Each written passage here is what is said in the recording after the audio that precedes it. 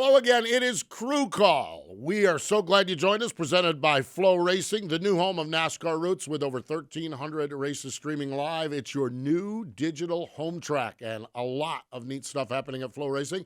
A lot of neat stuff happening in the NASCAR world as well. I'm Steve Post here in our MRN studios. Joining us via Zoom call, a 25-time winning crew chief and championship winning crew chief, Todd Gordon, joins us. Hello, Todd. How are you? I'm great. Got over what a spectacular weekend of racing at Michigan, and looking forward to one of my favorite racetracks in Richmond. You know, there'll be strategy and all those pieces. Just a great time to be a race fan. Yeah, it is. It really, truly is. Michigan. What I absolutely set aside the topsy-turvy nature of what this did to the playoffs and the bubble and Martin Truex Jr. What I absolutely love we saw is that win for Kevin Harvick and Rodney Childers. I think every man and woman that has anything to do with that car at Stewart-Haas Racing can take credit in that. When you go to Michigan, you got to have a fast car, aerodynamically, chassis, engine, everything's got to be good on the car. You had a strategy that Rodney put together. You had execution by the pit crew that pulled the strategy off. And, man, that wheel, man, when it comes time for the closer to gas it up, he did. Todd, that was a big statement win for everybody at Stewart-Haas Racing.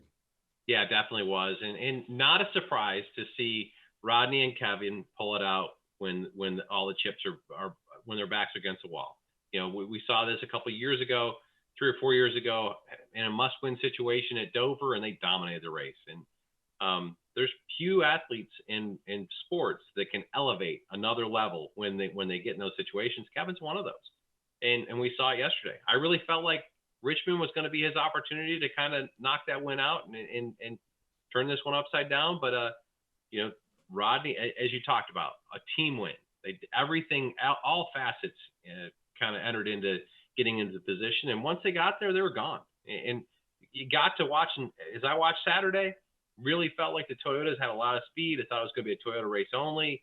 And you got to watch the end of that race. And with 20 to go, I think 4 of the top 5 were winless.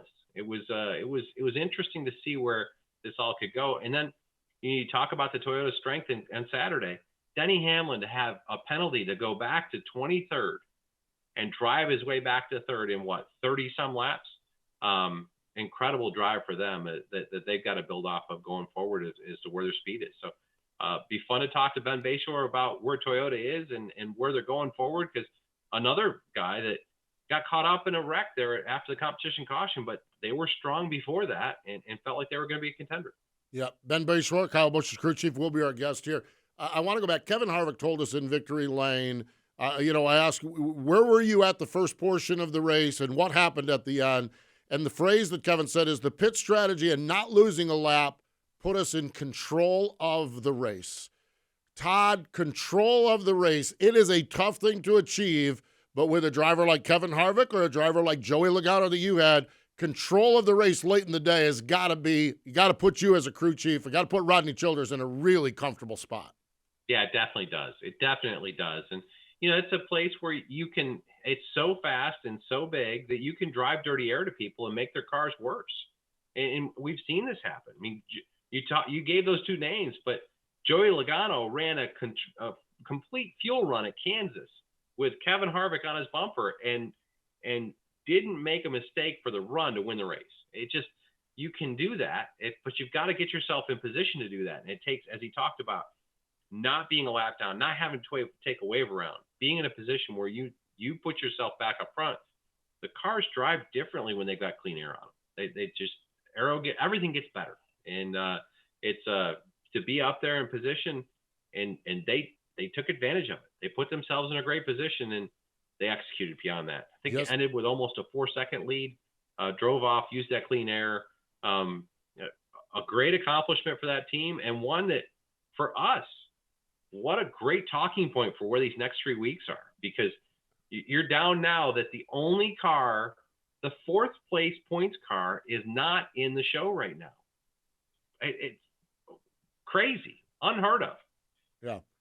The whole win and move on. Well, I mean, it's just we're not even sure win and move on is going to work this year, So it is fascinating. We've got Richmond, we've got Watkins Glen, and we got that wild card at Daytona. Can't even imagine what that is going to be like. Going to be fun, that's for sure. Great stuff. Ben Beshore going to be our guest today. Before we get to that, we'd invite you to subscribe to Flow Racing, the home of NASCAR roots. You can watch the NASCAR Wheel and Modifieds, ARCA Menard Series, Pinty's, and NASCAR Weekly Races on flowracing.com. Subscribe now. Over 1,300 events live and on demand. The headliner this weekend, well, it's not this weekend. It's actually next Tuesday night. This is going to be wild. The NASCAR Pinty Series is on a dirt track, Ohsweken Speedway. That's next Tuesday night.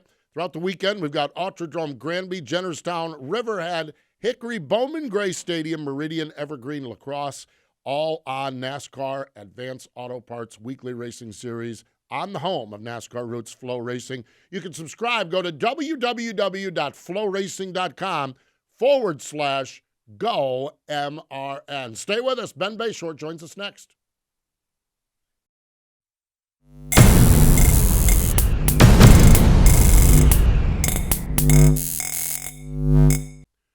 Welcome back. It is Crew Call presented by Flow Racing, the home of NASCAR Roots, your virtual and digital short track, your home track, flowracing.com. We are joined from over at Joe Gibbs Racing by Ben Beshore, crew chief for Kyle Busch on that number 18 car. Hello, Ben. Welcome into Crew Call.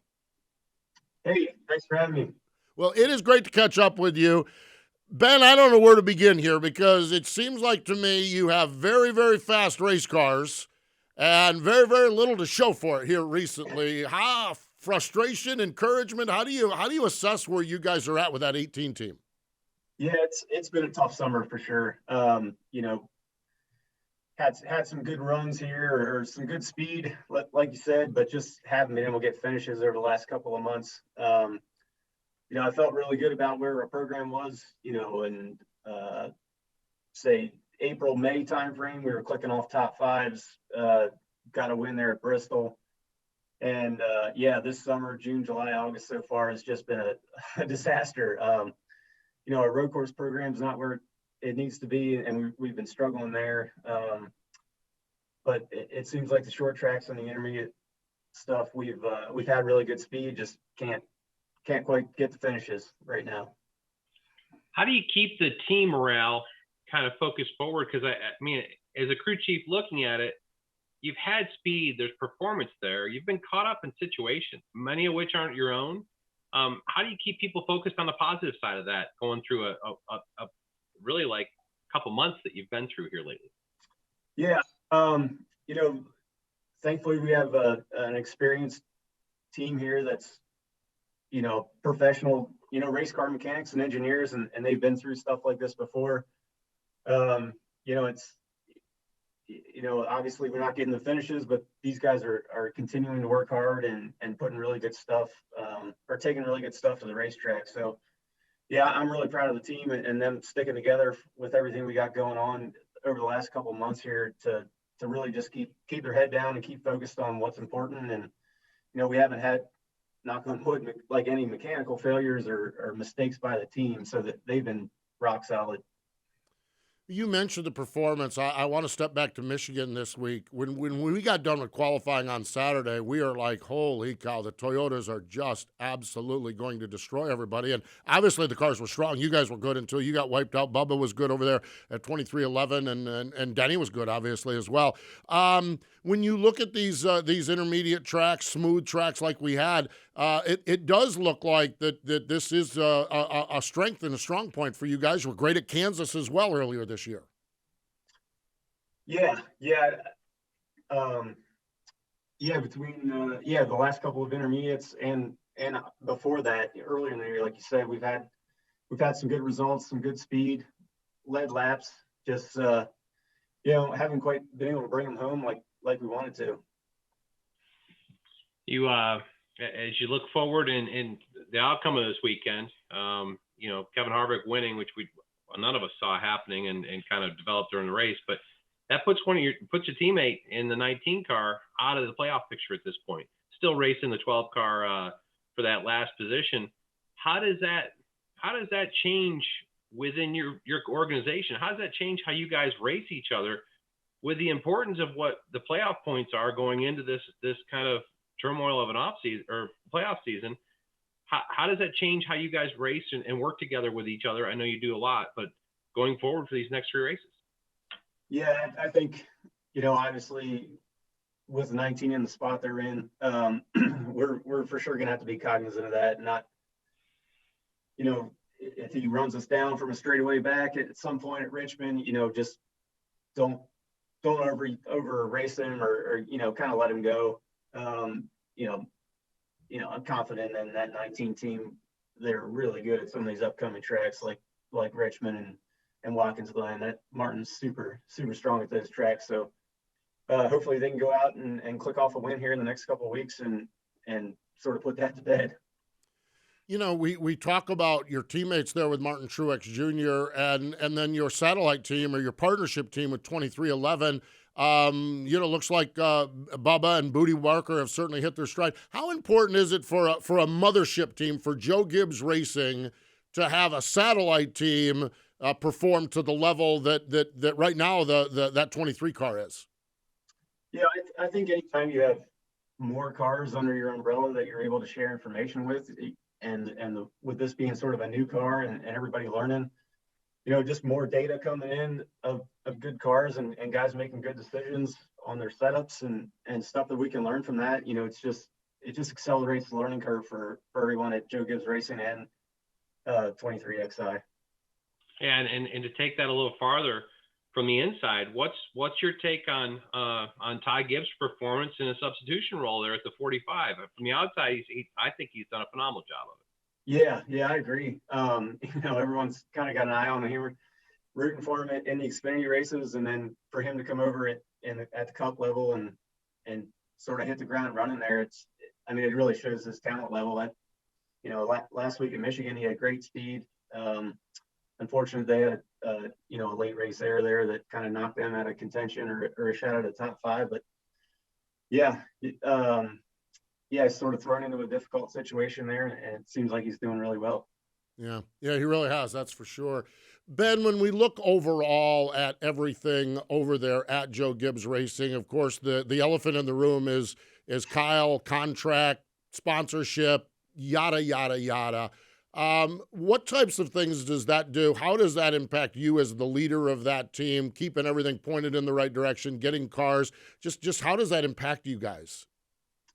It's not much different than what we talked about earlier with, having finishes that are getting crashed out. It's just being professional and putting the best cars on the track every week and try not to stay caught up in that. Just the best thing we can do is go out and finish well. And prove that we're a top flight organization that can go out and help land a big sponsor and get some of these contracts things done. Yeah, definitely. You guys are all capable of that and have had great runs with it. Expect it to come forward. As we look forward this weekend to Richmond, except for Atlanta, which kind of is its own creature, Richmond's the first time you get to go back to a racetrack and have somewhat of a notebook. How do you think that'll change the race weekend? Yeah, pretty kind of looking forward to that. The first Richmond race, we had okay speed on the short run and really struggled, late in runs. So having a notebook there, like you said, being able to adjust off of previous notes and look at teammates' data and what worked and what didn't work. And then, we've had some more recent races, Gateway, Loudon, more similar type tracks to learn from there, and just trying to take all those notes and apply them to Richmond and hit the ground running and try to improve on where we were weak at the first race and elevate the speed at the same time. Ben, as a pit road reporter for MRN, I absolutely positively love strategy races. Now, I have a headache by the time we get done with strategy races with different pit sequences, and Richmond is one of those tracks. You have the stage lengths the way they are, split it in half, split it in thirds, and obviously there's some situational things that happen with cautions and everything. How do you go into a weekend like this? Do you have a hard, fast plan? What all are the variables that help you determine how that's going to play out for your team? Yeah, I think, you kind of have to know what your strengths are. If your strengths are a long run car, you may head your strategy one way. If your strength is a short run car, and maybe you don't really know that until lap 50 of the race in that first stage. So, you kind of go in with a couple different game plans, I guess, and sort of lay out the race. You know, me and the engineers kicking around ideas all week of what if a caution comes out here? What if a caution comes out here? What if we lose our track position? You know, just coming up with some scenarios of you know, where cautions would fall and different situations on how your speed is compared to the leaders or your track position, or, you know, just trying to play out some different scenarios and come up with a game plan, you know, ahead of time. And when, you know, you get presented with a different situation that you weren't really prepared for, you know, just adapting to it on the fly. So, yeah, it's a moving target, to answer your question. And you might not even know till that 50 the race on how your car is doing.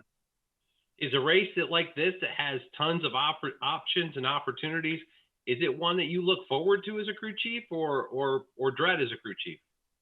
No, I think you look forward to it. It opens up the playbook for what you can do, and, you know, makes it a little bit more interesting from a weekly planning standpoint, where it's not, you know, it's not just cut and dry, I guess. Yeah, it's a fun challenge for sure. With the exception of maybe the black cloud that seems to be over you guys with the luck portion of it, we have Richmond, we have Watkins Glen, and Daytona. What are a couple of things that you want to check off on your team, on your performance, that can get you confident or add to your confidence going into the playoffs? What are you looking for in these next 3 weeks?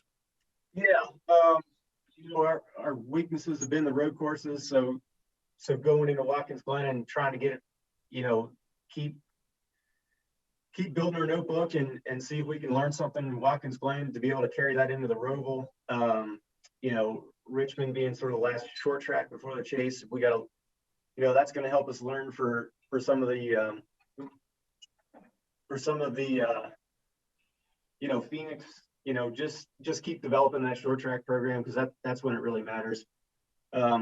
Yeah, so just keep learning here the last couple of weeks.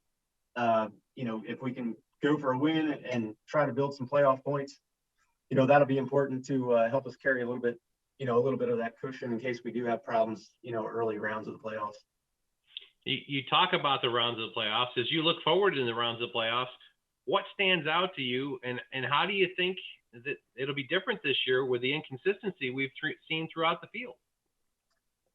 Yeah, I think, you know, it's the field, the parity level, obviously, with this new car is super tight. So it's going to be down to execution and being there at the end of the races and getting all the good finishes. You know, maybe you miss the setup 1 week here or there. You got to finish. You got to, you know, knock out those top 10s in the early rounds, and you know, the last couple of rounds you got to be top 5.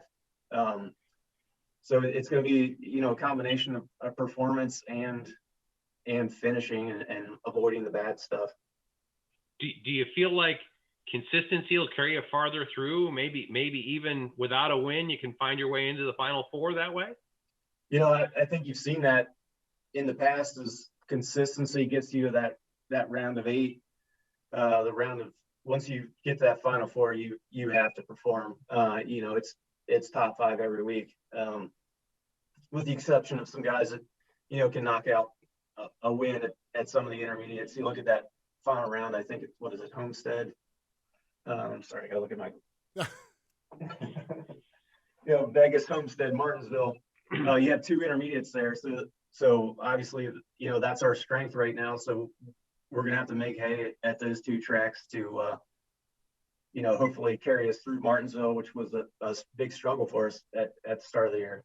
Yeah. What's the latest on Martinsville? Have we you know, there was a test session, and are we anywhere closer on figuring out what's going on in Martinsville, Ben?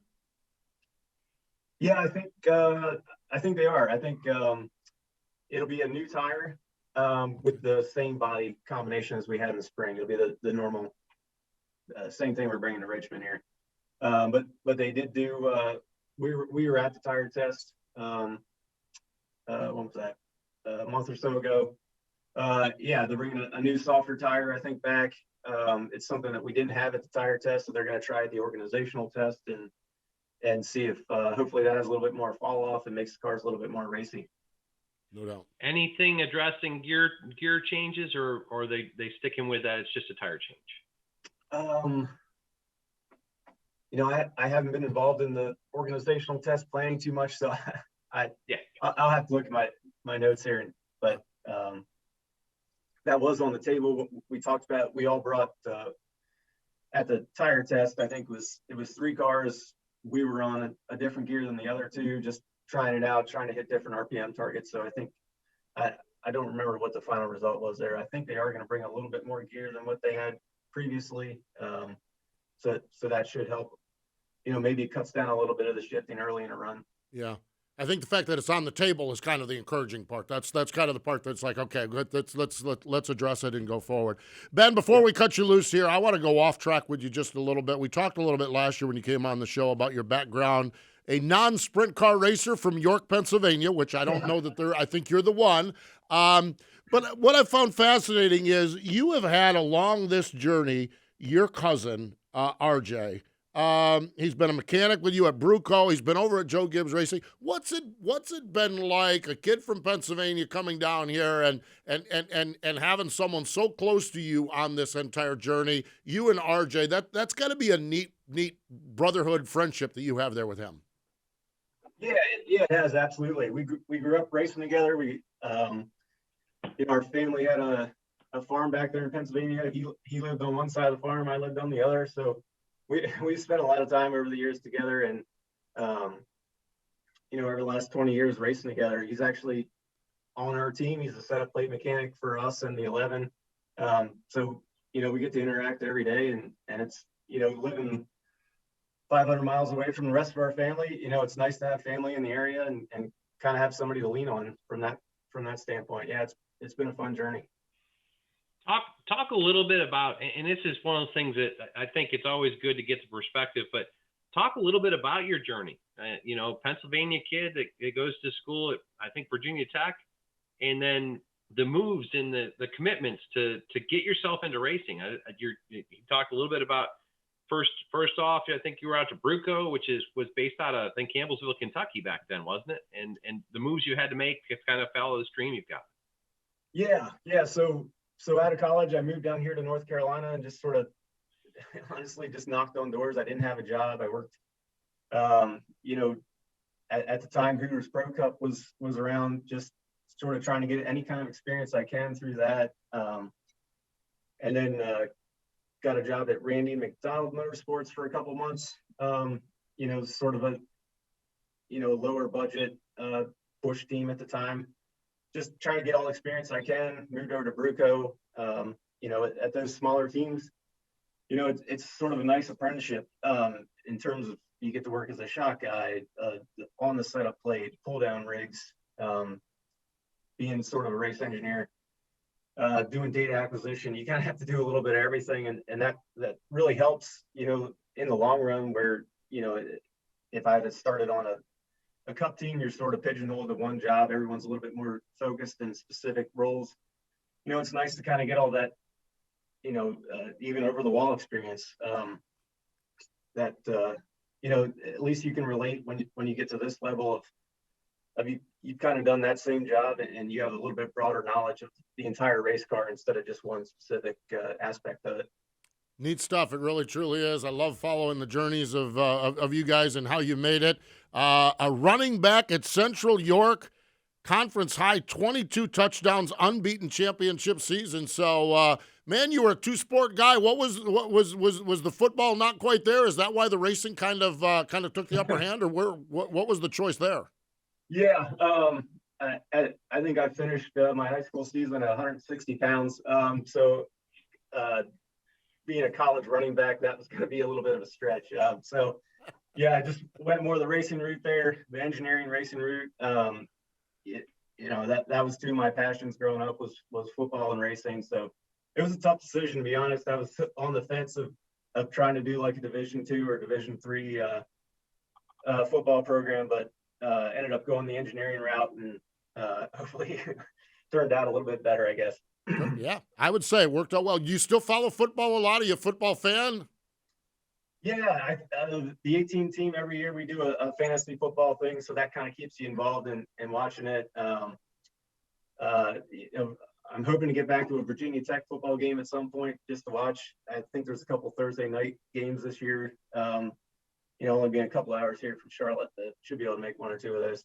That is awesome. Really, really cool stuff. Ben, what a pleasure to chat with you. We appreciate your time. We wish you the best at Richmond. It's a fascinating sport that we have. You go to Richmond and you win the race, and it's a total different world. It's kind of topsy-turvy, it seems like. We wish you the best up there, and we'll talk to you down the road. All right, guys. Thanks for having me. There we go. Ben Beshore joining us from up at Joe Gibbs Racing, crew chief for Kyle Busch on that number 18 car. Stay with us. More Crew Call in just a moment.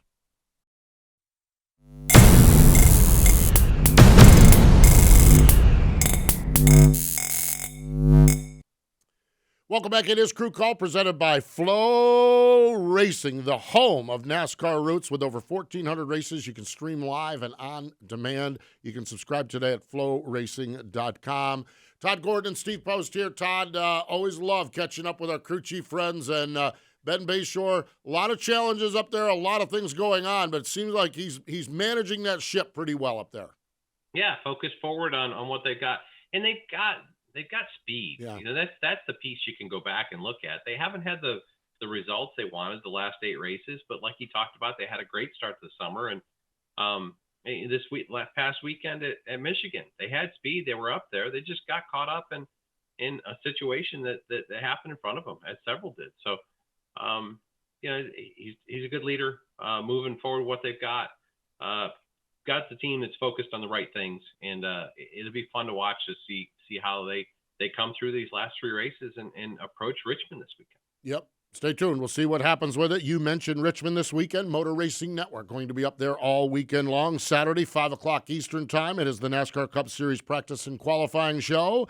Saturday night, 7:30, under the lights, the Worldwide Express 250 for the NASCAR Camping World Truck Series. And Sunday afternoon, the Federated Auto Parts 400 for the NASCAR Cup Series up at Richmond at the old fairgrounds there in the capital city of the Commonwealth of Virginia. Todd, always a pleasure. I know you and I both love Richmond because of the different strategies. Man, we'll be watching this thing and trying to figure out what everyone's doing. It's going to be a fun weekend up there. Yeah, what a great race it was in the spring. Watching the 2 different strategies come down to like 5 laps to go of which one was going to win. Denny Hamlin, Kevin Harvick slicing up through the field on a 2-stop strategy, trying to chase down Martin Truex in the 24 car. Who was kind of hanging on to that lead, not knowing where it all fall out. And a mistime that, there's so much to that strategy piece. And like Ben talked about, the untimely caution can change those strategies as they go along. Be a great race to watch and see where that whole strategy, the chess game, plays out for these crew chiefs. And then you lay out where we're at. You mentioned 4 teams. The 24, right now they're struggling. What they would do to get a win. The 19 obviously needs to get a win.